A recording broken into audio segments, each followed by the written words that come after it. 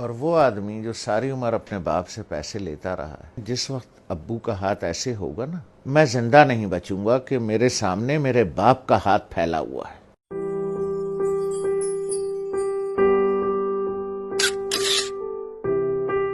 ایک دن میں بیٹھا ہوا تھا، اسلام آباد سے گیا تھا کراچی، نوکری میں تھا، تو ہم امی کے کمرے میں بیٹھے تھے، وہ اپنے سامنے بیٹھی ہوئی تھیں، تو میری ایک ہی بہن پاکستان میں ہے، اس کے تینوں بچے بھی آئے ہوئے تھے، وہ بھی آئی ہوئی تھی، تو ادھر صوفہ رکھا تھا تو اس پہ میں بیٹھا تھا، 2 لوگوں کا صوفہ تھا ہے وہ، تو والد صاحب برابر میں بیٹھے تھے، تو سب لوگ باتیں کر رہے تھے، تو میں نے کچھ 2-4 پیسے نکال کر کے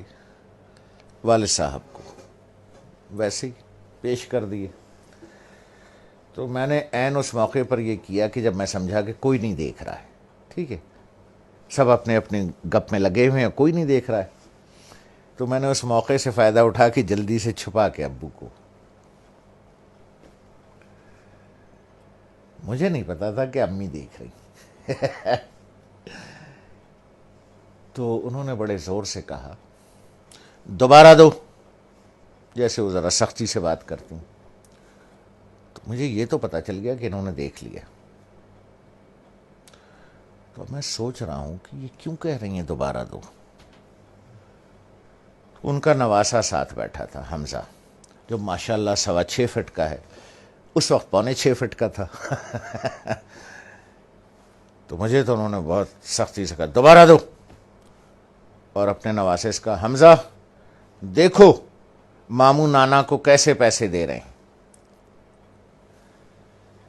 تو میں نے جیب سے جو بھی پیسے نکالے یہاں رکھ کے والد صاحب کو ایسے یوں کر کے چھپا کے پیش کر دیے، تو ابو نے اٹھا لیے، تو دوبارہ جب امی نے کہا کہ دوبارہ دو، حمزہ دیکھو ماموں کیسے پیسے دے رہے ہیں نانا کو، تو میں نے دوبارہ دے دیے، تو والدہ نے کہا کہ اب اسے بتاؤ کہ تم نے ایسے کیوں دیے۔ تو میں نے کہا دیکھو بھائی حمزہ میاں، یہ میرے والد صاحب ہیں، میں ساری عمر ان کے ہاتھ سے پیسے لیتا رہا ہوں، اب میں نے یوں نکال کے پیسے دوں گا تو میرے والد صاحب کا ہاتھ یوں ہوگا،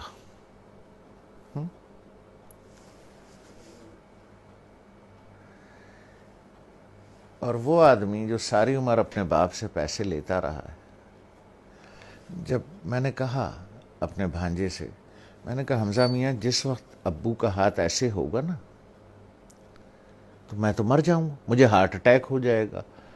میں زندہ نہیں بچوں گا کہ میرے سامنے میرے باپ کا ہاتھ پھیلا ہوا ہے، اس لیے بیٹا میں ایسے دیتا ہوں یہاں رکھ کے کہ والد صاحب یہاں سے اٹھا لیں، انہیں میرے سامنے ہاتھ نہ پھیلانا پڑے۔ جس طرح سے پرانے وقتوں میں بادشاہوں کو نظر اور نیاز دی جاتی تھی نا یوں کر کے، اور بادشاہ اگر قبول کر لے،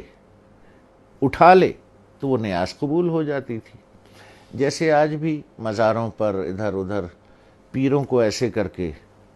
نظر دی جاتی ہے، پیر صاحب ہاتھ لگا دیتے ہیں یا کبھی کبھی اٹھا بھی لیتے ہیں، تو سمجھیے وہ نظر اور وہ نیاز قبول ہو گئی۔ تو میں نے کہا بچے جس وقت میں یوں کر کے دوں گا اور ابو کا ہاتھ ایسے اٹھے گا، میں تو مر جاؤں گا بیٹا، کہ میرے باپ کا ہاتھ میرے سامنے پھیلا ہوا ہے، تو اس لیے میں ایسے کر کے نظر پیش کرتا ہوں چھپا کے کہ کوئی دیکھ نہ لے کہ باپ ہاتھ پھیلا رہا ہے، نہیں نہیں نہیں، باپ نظر قبول کر رہا ہے، اس نے ہاتھ لگا دیا تو قبول ہو گیا۔ اب وہ حدیث مبارک کا مفہوم ذہن میں لائیں، جب سرکار رحمت اللہ عالمین صلی اللہ علیہ وسلم نے بیٹے کا گریبان پکڑ کے کہا کہ تو اور تیرے پاس جو کچھ ہے تیرے باپ کا ہے، لوگ بھاگتے ہیں، میں آخری بات کروں، لوگ بھاگتے ہیں وہ فلانے پیر صاحب سے دعا کرا لیں، ہیں جی، وہ فلانے مزار پہ دعا کر لیں، وہ پیر صاحب کا جھوٹا پانی پی لیں، ہیں جی، وہ پیر صاحب کی جوتیاں اٹھا لیں، بخشے جائیں گے، ثواب ملے گا۔ ارے یار 2 عدد پیر تمہارے گھر میں بیٹھے ہیں،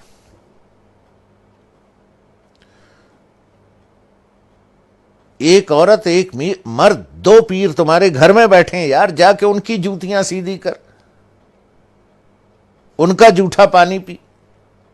ان کے پیر دبا، پیر صاحب کے بجائے باپ کو نظر اور نیاز پیش کر، جا کے ابا کے جوتے پالش کر،